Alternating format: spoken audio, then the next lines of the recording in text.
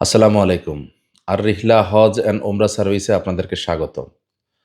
আজকে আমরা আ রমজান পরবর্তীতে আ উমরা করার যে ফজিলত বা সুবিধাসমূহ এগুলো নিয়ে একটু আলোচনা করব।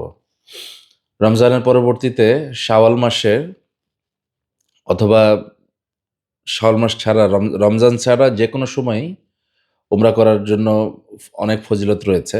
বিশেষ করে রমজানে তো উমরার ফজিলত হজের বরাবর। তো ঐজন্য রমজানে উমরার ফজিলত বিশেষ ফজিলত। বাট রমজান ছাড়া বাকি সময় যে উমরা করা হয়, তার যে ফজিলত, ওই ফজিলতগুলো নিয়ে আমরা একটু কথা বলব। তো আজকে আমি আপনাদের সাথে আছি দেওয়ান সাইফুদ্দিন আহমদ।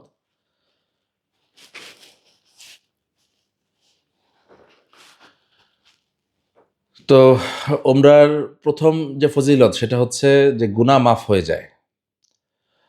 হাদিসের ভিতরে নবী করিম সাল্লাল্লাহু আলাইহি ওয়াসাল্লাম ইরশাদ করেন, এক উমরার পর আরেক উমরাহ উভয়ের মধ্যবর্তী সময়ের গুনাহ জন্য কাফফারা স্বরূপ। এইটি সহিহ বুখারীর হাদিস এবং হাদিসের ভিতরে একদম স্পষ্টই আল্লাহ নবী বলেছেন যে, এক এক উমরা থেকে আরেক উমরা পর্যন্ত মাঝখানের যে সময়টুকু আছে, এর ভিতরে যে ধরনের পাপগুলা করা হয়, আমরা যেহেতু মানুষ ভুল ত্রুটি হয়েই যায়।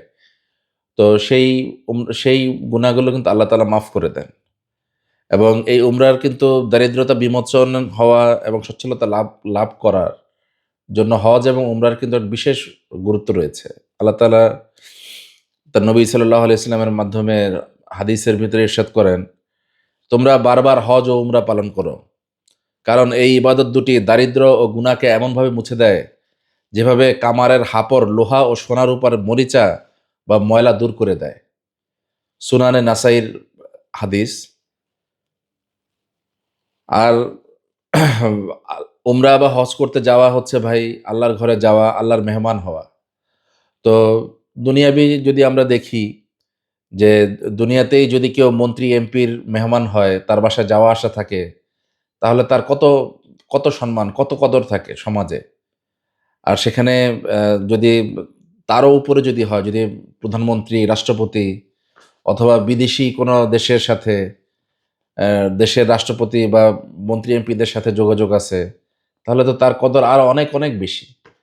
তো সেখানে ভাই এই এই সমস্ত দুনিয়ার যে মালিক আল্লাহ তাআলার মেহমান হয়ে তার ডাকে সাড়া দিয়ে আপনি তার ঘরে যাবেন। তার নবীর রওজা জিয়ারত করবেন। তার নবীর যে মসজিদে নববীতে আপনি নামাজ পড়বেন। তো এর তো গুরুত্ব অপরিসীম, এর মর্যাদা অপরিসীম।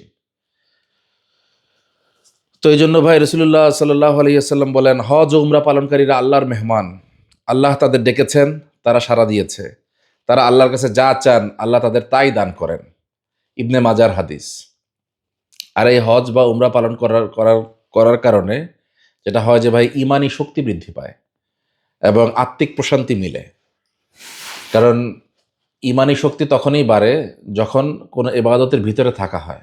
তো আমরা এই যে হজের লম্বা সফর ৩০ থেকে ৪০ দিনের সফর হয় এবং আ এবং উমরার ক্ষেত্রে ১৫ দিনের সফর হয়। যেখানে ৮ দিন মক্কাতে, ৫ দিন মদিনাতে থাকা হয়। তো এই সময়গুলো কিন্তু যারা একটু সময়ের জন্য মার্কেট-টার্কেট কিছু কেনাকাটা করেন দেশে, আত্মীয়স্বজন, পরিবার-পরিজনের জন্য, বাকি সময়টুকু কিন্তু পুরোটাই এবাদতেই আমরা আমরা কাটিয়ে থাকি। তো এই ক্ষেত্রে মানে আত্মিক একটা যে প্রশান্তি, আল্লাহ নবীর আ মানে আপনি যখন প্লেন থেকে আপনি কাবাটা দেখবেন, তখনই কিন্তু আপনার একটা মানে একটা আপনি যখন প্লেনে উঠবেন, আপনার তখনই কিন্তু একটা ভালো লাগা, একটা প্রশান্তির কিন্তু সৃষ্টি হয়ে যাবে। তো এই ইমানি শক্তি এবং আত্মিক প্রশান্তি তো আপনার হতেই থাকবে এবং এই উমরা এবং হজের জন্য তো জান্নাতের সুসংবাদ রয়েছেই। তো আপনি খালেস নিয়তে যদি হজ বা উমরা পালন করেন, দুনিয়াবি কারোর জন্য না, আল্লাহর জন্য। তো আল্লাহ তাআলা অবশ্যই যে ইবাদত আল্লাহ তাআলার জন্য করা হয়, সেই ইবাদতের আ সেই ইবাদতের আ প্রতিদান আল্লাহ তাআলা নিজেই দিবেন এবং সেই আ প্রতিদান দিবসের যে মালিক, সেই প্রতিদান দিবসের কিন্তু প্রতিদান একটাই, জান্নাত। তো আল্লাহ তাআলা আমাদেরকে সেই উত্তম প্রতিদান নসিব করুক। আর আরেকটা সুবিধা আছে, যেটা যে শাওয়াল মাসে যদি আমরা রমজানের পরবর্তীতে উমরা করতে যাই, সেক্ষেত্রে রমজানের সময় দেখা যায় যে অনেক ভিড় থাকে, হজের সময় অনেক ভিড় থাকে। হজের পরে বা জিলকদ মাসে শেষের দিক থেকেই হাজিরা চলে চলে যেতে থাকেন। তো শুরুর থেকেই চলে যেতে থাকেন। তো সেখান থেকে আস্তে আস্তে ভিড় শুরু হয়ে যায়। কিন্তু এই যে মাঝখানের যে গ্যাপটা, রমজানের পরে এবং হজের আগে, এই গ্যাপটাতে যেটা হয় যে এইখানটাতে একটু রিল্যাক্সে ইবাদতগুলা করা যায়। আপনি কাবা ঘরের কাছাকাছি পৌঁছাতে পারবেন, তওয়াফ করতে পারবেন। আল্লাহ তাআলা যদি আপনার তকদিরে থাকে, আপনি যদি একটু শারীরিকভাবে সামর্থ্যবান হন, আপনি হাজরে আসওয়াদকে চুমু খেতে পারবেন।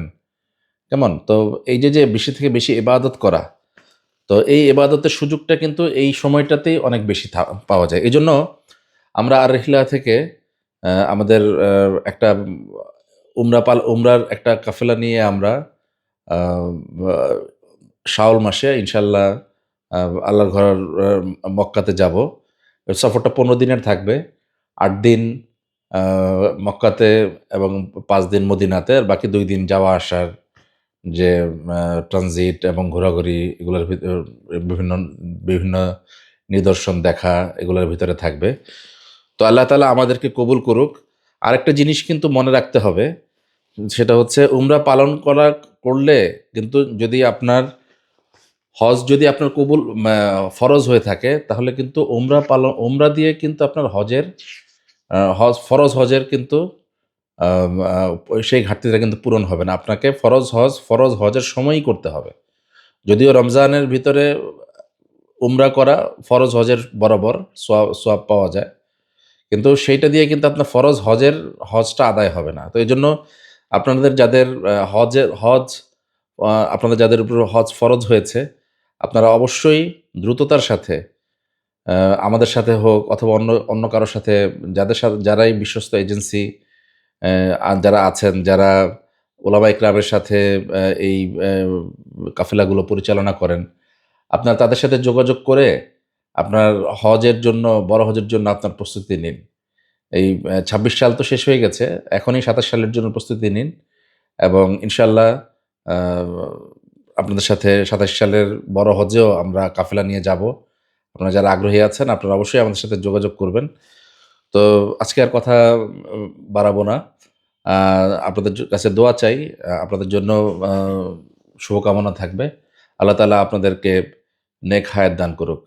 আসসালামু আলাইকুম ওয়া রাহমাতুল্লাহি ওয়া বারাকাতুহু।